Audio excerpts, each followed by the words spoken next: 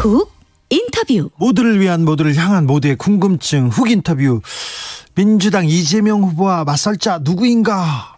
내일 국민의힘 대선 후보가 결정됩니다. 투표율 역대 최고치. 서로 내가 유리하다, 승리한다 주장하고 있는데 당심은, 민심은 누굴 선택했을까요? 양 캠프 이야기 들어보겠습니다. 먼저 홍준표 후보 캠프로 가보겠습니다. 이현주 공동선대위원장, 안녕하세요. 네, 안녕하세요. 네, 요즘 바쁘세요? 예, 바쁘죠. 근데 오늘 오후부터 조금 났습니다. 그렇습니까? 네, 표정도 밝아지셨는데요? 네, 하여튼 저희는 좋은 꿈 꾸고 있습니다. 그래요? 네. 투표율이 경이적으로 61%를 넘었다고 하는데. 네, 조금 전에 마감됐는데 63.89%입니다. 와, 63%요? 네네. 자, 누구한테 유리합니까? 저희한테 유리하죠. 왜요? 저희가 이제 모바일이 네. 그저께까지 54.5로 마감됐거든요. 네. 일단은 모바일이 많은 게 저희한테 유리하고요. 네. 그다음에 ARS가 한 9% 정도 한 것 같습니다. ARS가 네. 어제 오늘. 근데 ARS는 원래 한 10% 약간 넘거든요. 근데 굉장히 낮았어요 이번에. 네. 그래서 모바일이 높고 ARS는 그렇게 생각보다 높지 않고. 그럼 젊은 층이 많이 했네? 그렇게 이제 추정하는 거죠. 예. 그다음에 또 뭐냐면 이게 이제 구당원과 신당원 이렇게 두 개를 나누면 당대표 선거, 그러니까 전당대회 이전에 구당원과 신규 당원이 있는데, 이 신규 당원들은 뭐냐면 이번 대선 때 투표하려고 들어온 사람들이잖아요. 예. 대부분. 근데 이게 한 반 정도 되는데요. 이 신규 당원을 포함해서 보면 성비가 어떻게 되냐면, 과거에는 5대5였는데 이 신규 당원을 포함해서 보니까 6대4로 해서 남성의 비율이 굉장히 높아지고, 그다음에 그중에서도 2040의 남성 비율이 거의 80% 가까이 된다. 아, 그래요? 네, 이거는 신규 당원들이 이제 어쨌든 우리 홍준표 후보의 그 주된 아주 열성 지지층이 2040 남성들이거든요. 네네. 근데 이분들의 비율이 굉장히 높다는 것은 어쨌든 우리 지지층이 적극적으로 투표하기 위해서 유입이 됐다, 이렇게 저희가 추정을 하고, 이번에 또 거기다가 모바일 투표의 투표율이 굉장히 높아진 걸 봐서는 그 적극적 투표층들이 투표를 적극적으로 한 게 아니냐, 이렇게 보는 거죠. 이현주 위원장 표정을 봐도 좀 요즘 분위기 어떤지 좀 알겠습니다. 네. 그런데 투표율이 높을수록 고령층 투표율이 높기 때문에 이거 윤 후보한테 유리하다, 윤석열 캠프에서는 이렇게 얘기하더라고요. 그런 얘기가 있나요? 투표율이 높을수록 고령층 투표율이 높나요? 그건 잘 모르겠는데요. 그렇지 않습니까? 네, 아니 그리고 일단 젊은 층에 바람이 불었죠. 네. 그거는 밖에서도 많이 열기가 느껴지고, 네. 또 온라인에서도 열기가 느껴지죠. 최근에 SNL 코리아 나가셨는데 그 SNL 코리아에 홍 후보께서도 나가시고 윤 후보께서도 나가셨어요. 네. 근데 그 어떤 반응 압도적이었어요. 그래요? 네, 비교가 안 됩니다. 그리고 아마 좋아요와 물론 그것만 가지고 볼 수는 없지만 좋아요, 싫어요가 있는데, 네.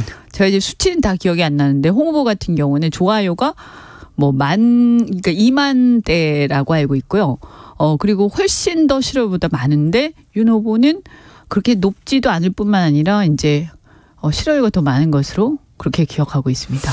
저 김종인 네. 비대위원장은 왜 그렇게 윤석열 후보 편을 든대요?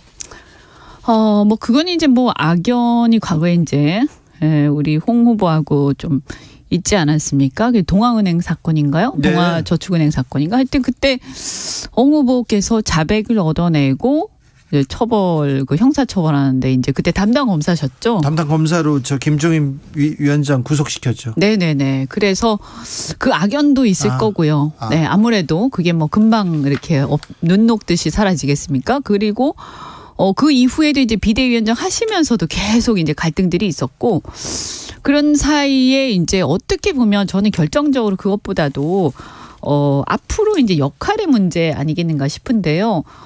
김종인 위원장 같은 경우는 어쨌든 내각제주의자시잖아요. 근데 홍 후보께서 지난주에 이렇게 발표를 하셨는데, 개헌은 해야 되지만 내각제 개헌을 반대한다라고 네. 분명히 말씀을 하셨어요. 그래서 여러 가지 면에서 본인의 어떤 역할이 윤 후보 쪽을 지지를 해야 그분이 되셔야 역할이 더 많다라고 생각하시는 것 같고 네. 또 실제로 윤 후보는 뭐 의존은 많이 하고 계시죠. 근데 그게 국민적인 지지를 받는데 도움이 되는지는 전 좀 의문입니다. 알겠습니다. 짧게 네. 물어보고 싶은 게 많습니다. 네네. 자, 당 사칭 전화 이거 불법 선거운동이다 얘기했는데 윤석열 캠프에서는 이거 당원 당규상 아무런 문제가 없다고 합니다. 짧게 좀 부탁드릴게요. 이거는 그렇지 않죠. 당을 사칭해서 마치 국민의힘 당이 윤석열 후보를 미는 것처럼 하는 거는 그건 당원을 기망하는 거죠. 당협에서 만약에 얘기를 하려면 네. 내가 당협위원장 누군데 네. 나 이 사람 지지하는데 네. 잘 부탁드립니다. 이런 전화는 할 수 있죠. 네. 왜 진실되게 얘기하지 정직하게 얘기하지 않고 마치 국민의힘 당에 지지하는 것처럼 얘기하면 잘 모르는 당원들은 속을 수 있죠. 그래서 저는 이런 문제가 있어 보이네요. 네네. 그러고 이제 일단 또 이 당원 명부를 어떻게 입수했을까? 왜냐하면 당협이 전화하는 게 아니라 들어보면 텔레마케터 같거든요. 네. 그러면 네. 그게 알바를 쓰면 또 불법 선거운동이 되고요. 그다음에 또 그거 당원 명부를 불법으로 유출한 거 아니냐 그러면 여러 가지 문제가 있습니다. 자, 박사모는 누구를 지지합니까? 박사모 단체는 원래 중립을 지키고 계시다가 네. 이번에 짝퉁 박사모 논란이 일어나면서 홍 후보 지지를 하셨죠. 그래요? 박사모는 네. 홍 후보를 지지합니까? 네네네. 박지만 씨도 윤 후보를 지지하는 건 아닌 것 같습니다. 네네. 지지할 수 없다 이렇게 분명히 말씀하셨습니다. 네. 고발 사주옥은 윤 후보한테는 엄청 큰 리스크 아닌가요? 그렇죠. 왜냐하면 지금 이제 뭐 수사 진행되고 있습니다만 저희가 봤을 때는 어쨌든 상황이 이제 수사가 진전되는 상황에 따라서는 기소될 수도 있다 이렇게 보는데 굳이 그런 어떤 사법적 리스크를 우리가 안고 대선에서 경쟁할 필요가 있느냐 저는 그렇게 생각합니다. 네. 당원들도 그렇게 생각하는 사람들 많습니까? 리스크가 큰 윤석열 후보. 네. 네. 본선에서 좀 리스크가 더 커질 수도 있으니 이거 좀 걱정이다 이런 생각을 많이 합니까? 그렇게 생각하시는 분도 계시고 또 기존에 이제 윤 후보를 지지하시던 분들은 이건 공작이니까 우리가 보호해야 된다 뭐 이렇게 생각하시는 분들도 계십니다. 네. 이태건님께서 홍준표 승리 소감문 지금 작성 중입니까? 물어봅니다.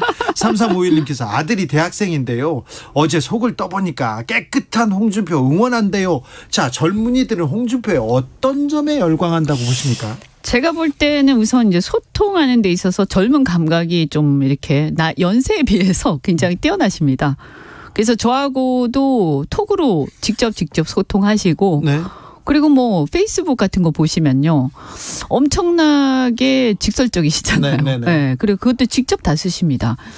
그래서 그런 부분들도 뭐 유튜브에서 보는 모습들 그런 것도 있고요. 또 제가 볼 때는 우선 뭐냐면 뭐 이렇게 윤 후보 주로 과거만 얘기하시지 않습니까? 그러니까 문재인 정권 심판 이것도 뭐 우리 입장에선 필요합니다만 근데 이거 말고 다른 미래에 대한 비전을 얘기하신 적이 없어요. 근데 홍 후보께서는 어쨌든 미래에 대한 비전을 포함해서 젊은 층이 굉장히 민감하게 생각하는 여러 가지 어떤 굉장히 중요하게 생각하는 삶에 있어서의 불공정 문제 이런 것들에 대한 대안들 많이 제시하고 계시죠.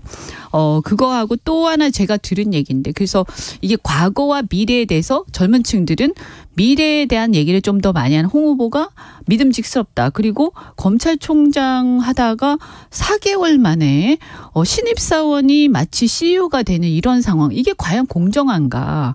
그래서 어쨌든 그동안의 역경을 많이 거치면서 많은 경험과 능력을 쌓은 분이 대통령 후보가 되셔야 그리고 대통령이 되셔야 앞으로 그들의 미래에 대한 여러 가지 문제 해결에 좀 더 낫지 않겠는가 이런 생각들도 하시는 것 같습니다. 말실수 계속되는 뭐 비하 논란 계속되다가 최근에는 홍어준표 이거는 윤석열 후보를 지지한 서민 교수의 발언이지만 홍어준표까지 나왔습니다. 이건 너무 심각하죠. 이거를 근데 그분은 자기는 몰랐다 이러는데 사실은 그 내용 자체가 문제잖아요. 네.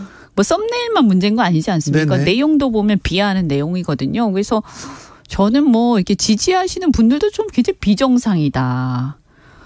이렇게 막 특정 지역을 비하한다든가 그리고 또 그거를 홍준표 후보에 빗대서 비하한다. 굉장히 거칠고 저는 이렇게 보면 아까 박사모 논란, 가짜 짝퉁 박사모 또 이렇게 불법 선거운동 너무나 거친 행태들을 보면서 저는 이게 이제 과거식의 굉장히 낡은 정책 행태들을 보여주고 있다는 생각이 들고요. 그리고 이렇게 해서 어떻게 대통령으로서 일을 집단이 이럴 경우에 어떻게 국민 통합을 하겠는가 하는 생각이 듭니다. 국민의힘에서는 오랫동안 대선을 준비한 홍준표가 있고요. 네. 원희룡도 있고요. 네. 또 유승민도 있습니다. 네. 그런데 왜 이렇게 네. 리스크가 큰 네. 윤석열 후보를 지지하는 사람들이 많을까요? 그건 아마 이제 문재인 정권에 대한 어떤 뭐 심판 이런 거에 열망 뭐 이런 게 좀 연세 드신 분들한테 특히 많이 있으시고요. 그런 데다가 어쨌든 이분이 초반에 지지율이 굉장히 높았잖아요. 네. 그리고 그때는 나머지 후보들이 미미하지 않았습니까? 네. 그러다 보니까 그때 그 각인된 게 큰 것 같아요. 그래가지고 아직도 홍준표 후보가 이제는 거의 양강 체제를 이루고 있고 오히려 역전을 했다라고 아무리 얘기해도 잘 안 믿으시는 그런 경향이 있습니다. 그래도 당내 미묘한 기류 변화가 있지 않습니까? 있습니다. 네. 최근에 어떤 게 있냐면 한 며칠 전만 해도 당협들 수도권에 있는 당협들이 윤석열 후보 지지 선언을 하려고 하다가 멈췄고요. 네. 그다음에 의원들 같은 경우에는 현역 의원들 같은 경우에는 관망하는 쪽으로 돌아선 분들이 많으십니다. 네. 네, 그러니까 이제 제가 볼 때는 상황이 이제 민심의 기류가 심상치 않으니까 윤석열 후보 밑에 이제 그 연판장 돌릴 때 몇 달 전에요. 그때는 뭐 그분이 압도적이었으니까 그때 막 이름 넣고 서명했다가 줄 섰다가 지금은 안 움직이시는 분들도 많다. 이 말씀 드리고 그다음에 중요한 거는 지난 전당대회 이후부터 극명하게 드러나는데 우리 당원들이요 이제 소신 투표 많이 하세요. 네. 그래서 말을 잘 안 듣습니다. 당협이 뭐라고 해도. 그리고 그 당협들조차도 사실은 그다지 꼭 당원들한테 100% 신뢰를 받고 있냐 그런 것도 아니기 때문에 그 당협들의 또 경쟁자가 있지 않습니까? 네. 그러니까 그거는 제가 볼 때는 당협들 줄 세웠다고 해서 100% 다 자기들한테 표가 간다. 이것 자체가 오산이죠. 네. 윤 캠프 또한 압도적인 승리 자신하고 있는데 정말 홍준표가 승리합니까?